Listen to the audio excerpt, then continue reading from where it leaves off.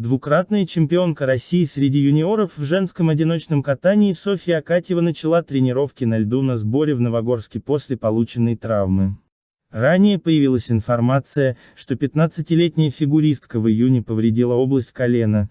Травма не связана с прыжковыми нагрузками, после чего покинула Новогорск и отправилась лечиться домой. На этой неделе спортсменка вернулась на базу и приступила к тренировкам. Серебряный призер Олимпийских игр 2022 года в женском одиночном катании, фигуристка из группы Этери Тутберидзе Александра Трусова проведет мастер-класс в Стокгольме. Мастер-класс под санкциями на Западе, похоже, уже понимают, что без российских спортсменов фигурное катание теряет очень многое. Наши фигуристы входят в число лучших во всех категориях, а в некоторых и вовсе считаются абсолютными лидерами. Высокие позиции России раздражают конкурентов, однако дисквалификация нашей сборной – совершенно неэффективный способ повторить ее достижения или обойти. Российский опыт важно перенимать, усваивать и перерабатывать. Инновационная работа наших тренеров и атлетов помогает прогрессу всего мирового спорта. Неудивительно, что прямо сейчас в Европе ждут мастер-классы от Александры Трусовой.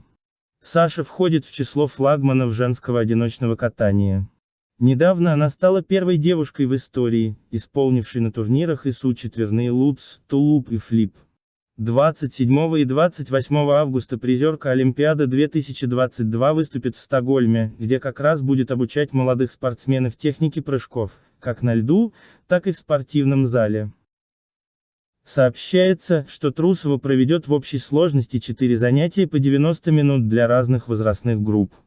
Участие в мастер-классе обойдется шведам в $190, а посещение мероприятия в качестве зрителя – примерно в $35.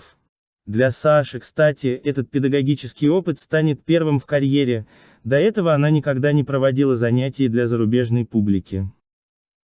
Важно, впрочем, и другое, мастер-классы Трусовой пройдут в Швеции несмотря на все антироссийские санкции. А это говорит о том, что в Европе наши фигуристы по-прежнему остаются востребованными. Более того, в конце августа Саша просто не смогла бы поехать в Стокгольм, не будь наши фигуристы отстранены от международных стартов. Получается, за рубежом цинично воспользовались баном российских спортсменов, чтобы поучиться у них же мастерству высочайшего уровня. Поразительное лицемерие, которое, впрочем, уже давно не вызывает удивления. Татьяна Тарасова оценила тренировку группы Этери Тутберидзе после визита в Новогорск. Заслуженный тренер СССР Татьяна Тарасова поделилась впечатлениями от визита на тренировку группы Этери Тутберидзе в подмосковном Новогорске. «Я видела в основном юниоров, была у Этери, она очень рада, что я пришла на лед. Позитивно все, там катался один грузин очень красивый Ника Ягадзе, были и мальчики, и девочки, все прыгают каскады 3-3. Тренировка не останавливается, если ты упал, выехал и идешь на следующий прыжок, не видела там стоящих раздумывающих детей, все очень хотят и делают все профессионально». Можно сказать, что поездка оставила самые приятные впечатления, все та же компания на льду, тренер и хореограф Даниил Глейхенгаус, тренер Сергей Дудаков, все были очень приветливы, давно не виделись. Они дали мне послушать музыку к новой короткой программе Камилы Валиевой, от которой я пришла в неописуемый восторг.